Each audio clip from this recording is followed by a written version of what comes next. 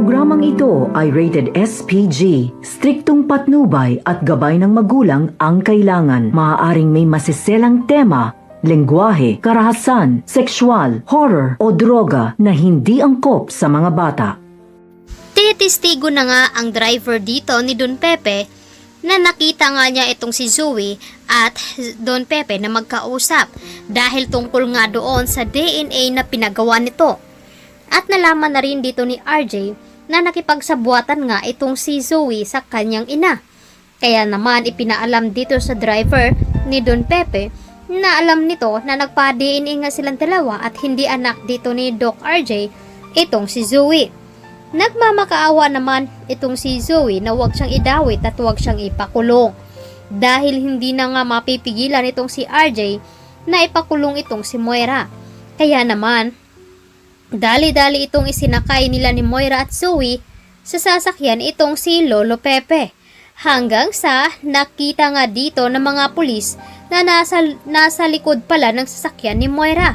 Naharang nga itong si Moira dahil nga nakita ang kanyang ID at agad naman na ipablatter na ng mga pulis ang pagkawala dito ni Lolo Pepe.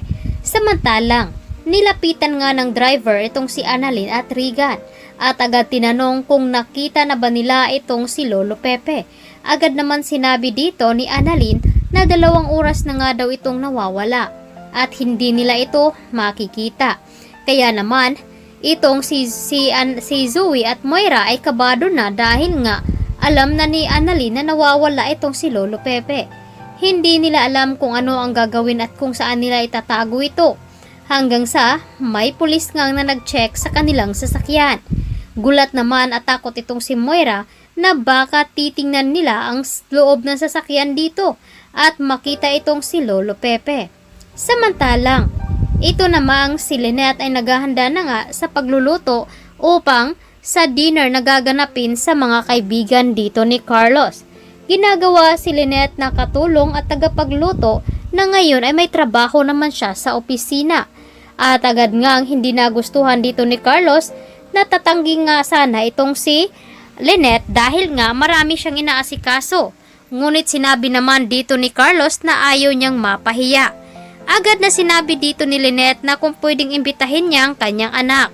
Tinawagan naman dito ni Lynette si Annalyn, ngunit tumanggi ito dahil nga naka-schedule ang pakikita nila ni Lolo Pepe. Aalis na kasi ito papuntang Amerika. Kaya naman nalungkot itong si Lynette nang sinabi niya sa susunod na lamang daw siya makakapunta.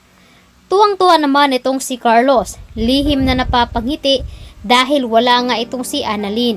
Ayaw niya kasi dito kay Annalyn dahil botong-boto si Annalyn kay Doc RJ para sa kanyang ina.